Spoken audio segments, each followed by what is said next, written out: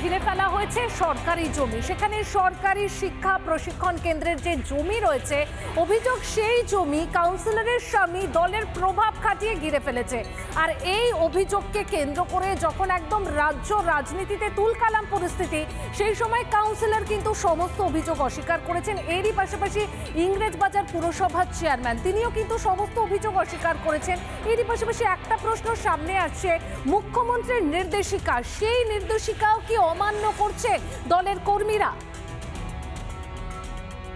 ইংরেজবাজার পুরসভার ৩ নম্বর ওয়ার্ডের বালঞ্চপল্লীতে রয়েছে সরকারি শিক্ষক প্রশিক্ষণ কেন্দ্র।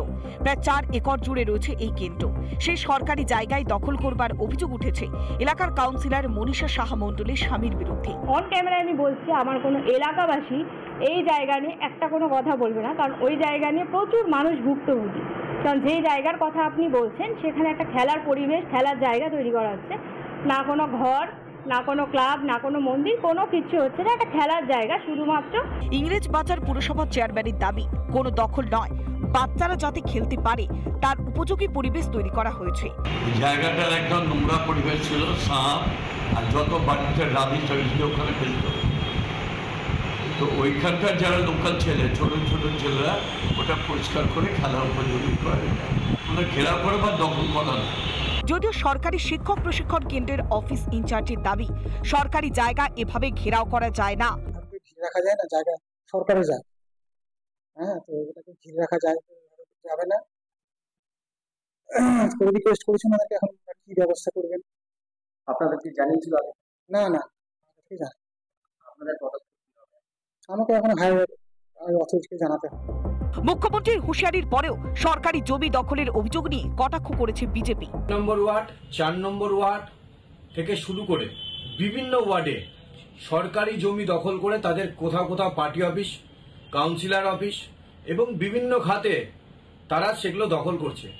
আমরা ধিক্কার জানাই। মুখ্যমন্ত্রীর নির্দেশকেও কি কেয়ার করছেন না দলের নেতাকর্মীরা? মালদা থেকে দীপঙ্কর গোস্বামী রিপোর্ট, রিপাবলিক বাংলা।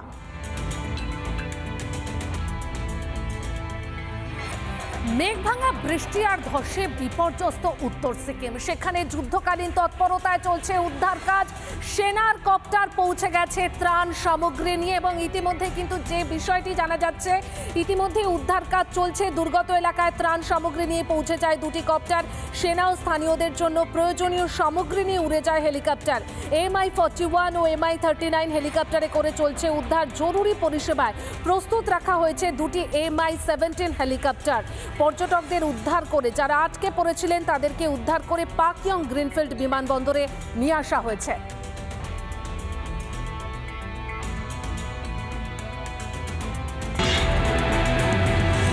নানা ধরনের কন্টেন্ট দেখার জন্য লাইক করুন, শেয়ার করুন আমাদের ফেসবুক পেজ, সাবস্ক্রাইব করুন আমাদের ইউটিউব চ্যানেল। পাশাপাশি অন্যান্য ব্রেকিং নিউজের জন্য অবশ্যই চোখ রাখুন রিপাবলিক বাংলায়।